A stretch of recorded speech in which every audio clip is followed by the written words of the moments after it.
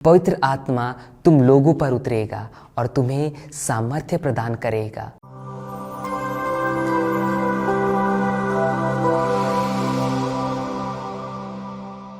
इसमें मेरे प्रिय भाइयों और बहनों, आज का सुसमाचार 3 बातों पर हमारा ध्यान केंद्रित करता है।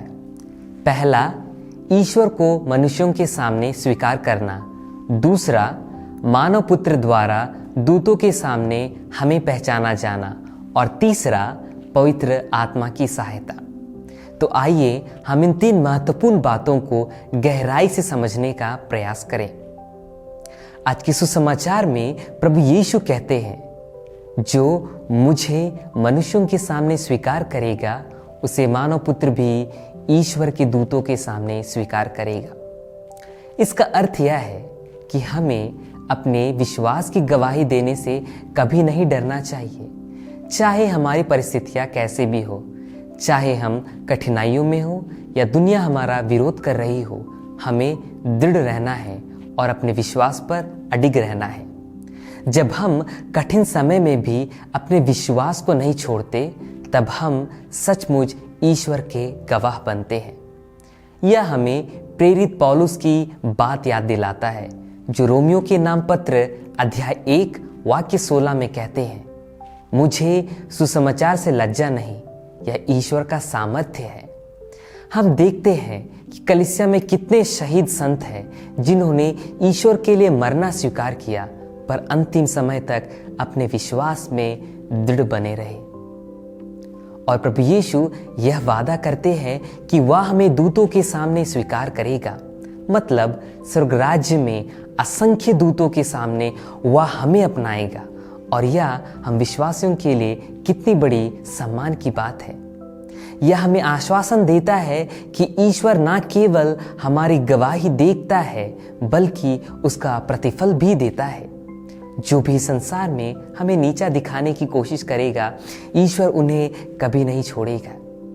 जैसा कि पवित्र वचन तिमिथी के नाम दूसरे पत्र अध्याय 2 वाक्य 12 में बताता है, यदि हम दृढ़ रहे तो उनके साथ राज्य करेंगे। यदि हम उन्हें अस्वीकार करते हैं तो वह भी हमें अस्वीकार करेगा। और अंतिम बात, पवित्र आत्मा तुम्हें सिखाएगा कि तुम्हें क्या क्या करना चाहिए। अर्थात प्रभु हमें कभी अकेला नहीं छोड़ते, बल्कि हमें पवित्र आत्मा का उपहार देते हैं, जो हमें मार्गदर्शन करता है। जब हम संसार के सामने सुसमाचार की गवाही देते हैं, तब प्रभु हमें यह भरोसा देते हैं कि हमें चिंता करने की जरूरत नहीं है कि हमें क्या कहना है। जैसा कि सुसमाचार में संत लूकास कहते हैं, क्योंकि उस घड़ी पवित्र आत्मा तुम्हें सिखाएगा कि तुम्हें क्या क्या करना चाहिए। यह हमें विश्वास दिलाता है कि हम ईश्वर के काम को करते हैं, वह अपने विश्वास में दृढ़ रहते हैं, तो वह स्वयं हमारा मार्गदर्शन करता है। प्रेरित चरित्र अध्याय 1 वाक्य 8 बताता है कि पवित्र आत्मा तुम लोगों पर उतरेगा और तुम्हें सामर्थ्य प्रदान करेगा, और तुम लोग यरूशलेम, सारी यहूदिया और समारिया में तथा पृथ्वी के अंतिम छोर तक मेरे साक्षी होंगे। अतः आज का सुसमाचार हमें यह सिखाता है कि चाहे हम कितनी भी कठिनाइयों में हो, हमें अपने विश्वास को दृढ़ता से स्वीकारना है। प्रभु यीशु हमेशा हमारे साथ है, वह हमारे विश्वास को देख रहे हैं। तो आइए हम अपने जीवन से ईश्वर की गवाही दें, निडर रहे और पवित्र आत्मा की सहायता से अपने विश्वास में दृढ़ बने रहे, और तभी हम ईश्वर के स्वर्ग राज्य में निवास कर पाएंगे। ईश्वर आपको और आपके परिवार को आशीष दे। आमीन।